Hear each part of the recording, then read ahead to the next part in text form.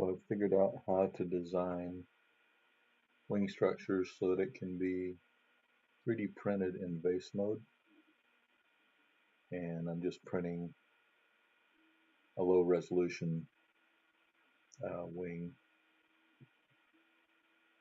for the NIAR drone in 1/3 scale. So if this all works out, then hopefully we'll continue the project and add the fuselage and the pylons for the vertical lift portion,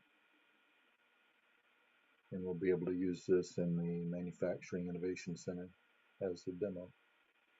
We could print it live there, and we can then assemble it with the robots. Be a pretty cool project.